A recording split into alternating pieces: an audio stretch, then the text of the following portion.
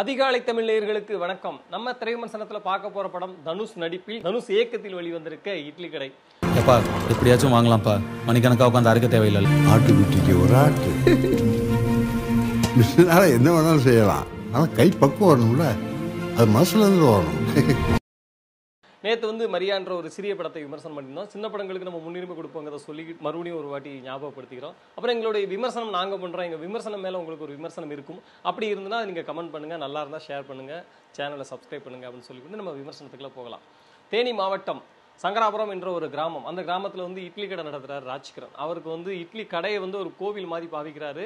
அதை ஒரு புண்ணியமான ஒரு வேலையை அந்த இட்லி வியாபாரத்தை அவர் செஞ்சுட்டு இருக்காரு. ஆனால் தனுஷுக்கு வளர்ந்த தனுஷுக்கு ஒரு சின்ன கனவு இருக்குது. நான் இதிலே முடங்கிடக்கூடாது, தாண்டி பறந்து விரியணும் அப்படின்னு சொல்லிட்டு அவர் அப்பா அம்மா சம்மதத்தையும் மீறி, சம்மதம் இல்லாமல் பேங்காங் போகிறாரு. அங்கே போய் அருண் விஜய், சத்யராஜ் அருண் விஜய்க்கு அப்பா. அவங்களுக்கு ஒரு பொண்ணு இருக்கும். அந்த பொண்ணுக்கும் தனுஷுக்கு ஒரு காதல் இருக்கும். அவங்க ஒரு பெரிய ஹோட்டல் நடத்துவாங்க. அங்கே ஒரு ஷெஃபாக இருப்பார். உலகம் ஃபுல்லாக தெரிஞ்ச ஒரு ஆள் அவர் சத்யராஜ். அந்த ஹோட்டலில் ஒரு முக்கியமான பொசிஷனில் தனுஷ் இருப்பார். ஒரு கட்டத்தில் தனுஷ் மறுபடியும் கிராமத்துக்கு வர வேண்டியிருக்கும்.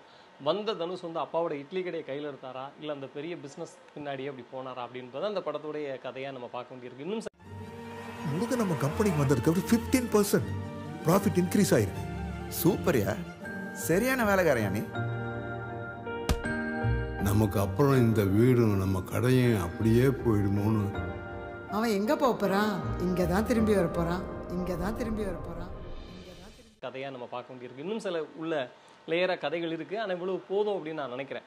படத்தில் கதையின் நாயகன் தனுஷ். அதாவது தனுஷ் ஒரு படத்தில் நடித்தாலே டிஃபால்ட்டாக நல்லா நடிப்பார் அப்படின்னு போட்டலாம். ஏன்னா தனுஷ் இந்த படத்தில் வீக்காக நடித்தார் அப்படின்னு எந்த படத்தையுமே தனுஷ் சொல்ல முடியாது. அந்த அளவுக்கு எல்லா இடத்துலையுமே அவர் ஸ்கோர் பண்ணுறார். ஆக்ஷன், எமோஷ்னல், காதல், துரோகம், காந்திய வழிபாட உள்ள மனசுக்குள்ளே வச்சுட்டு வெளிப்படுத்துகிற உணர்வு எல்லாத்தையும் ரொம்ப அற்புதமாக பண்ணியிருக்கார்.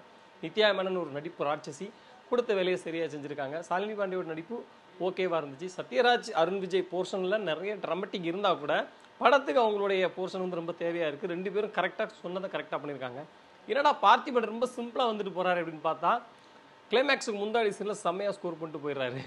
சமுத்திரகனி அப்படி தான், அவரும் ஒரு வேல்யூபிளான கேரக்டரில் பண்ணியிருக்காரு. வேறு ராஜ்கிரண் நிச்சயமாக அந்த படத்துடைய கருப்பசாமி அவர் தான், காவல் சாமி அவர் தான். கொஞ்சம் நேரமே வந்தாலும் படத்தை அப்படி படத்துடைய அந்த ஃபேஸ்மெண்ட் அவர்கிட்ட தான் இருக்குது. அதனால் ரொம்ப ஸ்ட்ராங்காக அதை ஃபில் பண்ணியிருக்காரு. அவருடைய இது ரொம்ப சூப்பராக இருந்துச்சு. நான் உனக்காக ஒரு பெரிய எம்பையரே கட்டி வச்சிருக்கேன். இப்படி பொறுப்பு இல்லாமல் சுத்திக்கிட்டு இருந்த எப்படி?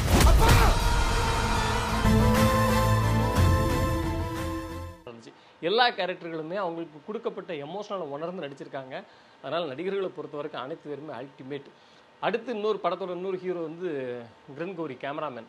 அட்டகாசமான விஷுவல்ஸ், ஐயோ சான்ஸே இல்லை. அந்த அளவுக்கு சூப்பராக ப்ரில்லியண்டாக ஒர்க் பண்ணியிருக்க. லைட்டிங்லாம் அவங்க செட் பண்ணியிருக்கதா இருக்கட்டும், அந்த தேனியோட நிலப்பரப்பை அழகாக கொண்டு வந்ததாக இருக்கட்டும், பேங்காங்கை காமிச்சதாக இருக்கட்டும், எல்லா இடத்துலையுமே அட்டகாசமான ஒரு ஒளிப்பதிவு கொடுத்துருக்காரு.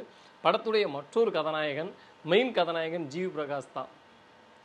அருமையான லிரிக்ஸ், பாட்டு, எல்லா பாடல்களுமே ரொம்ப சூப்பராக இருந்துச்சு. தனுஷ் 2-3 பாட்டு எழுதியிருக்காரு. தனுஷோடைய லிரிக்ஸும் ரொம்ப ஆச்சரியமாக இருந்துச்சு. தனுஷ் ஒரு சிட்டிலே இருந்த ஆளாக தான் கண்டிப்பாக இருந்திருக்கும். அவர் கிராம மண்வாசனத்தோடு எழுதியிருக்காரு. ரொம்ப நல்லா இருந்தது. பேக்ரவுண்ட் மியூசிக்கும் படத்தை பயங்கரமாக காப்பாற்றிக்கிட்டே இருந்துச்சு. இதெல்லாம் இட்லி கடையோட மிகப்பெரிய பாசிட்டிவான விஷயங்கள். பாசிட்டிவ் இருக்கும்போது நெகட்டிவ் இல்லையா அப்படின்னு கேட்டால், நெகட்டிவாக நமக்கு என்ன தோணுச்சுது அப்படின்னா, ஃபர்ஸ்ட் ஹாப்பில் இருந்த ஒரு நேர்த்தி செகண்ட் ஹாப்பில் கொஞ்சம் கம்மியாக இருந்த மாதிரி சில ஃபீல் இருந்துச்சு. ஒரு சில ஏரியாக்களில் இன்னும் கொஞ்சம் டெப்த்தாக ரைட்டர் தனுஷ் இன்னும் கொஞ்சம் டெப்த்தாக இறங்கிருக்கலாமோ அப்படின்னு தோணுச்சுது. ஏன்னா making super, staging super, acting super, camera super, background music super, எல்லாமே சூப்பர். ரைட்டிங் ஏரியா மட்டும் கொஞ்சம் ஒரு சில இடத்துல வீக்காக இருந்த மாதிரி தெரிஞ்சுது. ஆனால் படம் முடியும் போது நமக்கு ஒரு நல்ல ஒரு ஃபேமிலி படம் பார்த்த மாதிரி, ஒரு எமோஷனல் படம் பார்த்த மாதிரியான உணர்வை தந்ததுங்கனால இந்த வீக்கெண்டுக்கு நீங்கள் நம்பி இந்த இட்லியை சாப்பிட போகலாம். நன்றி, வணக்கம்.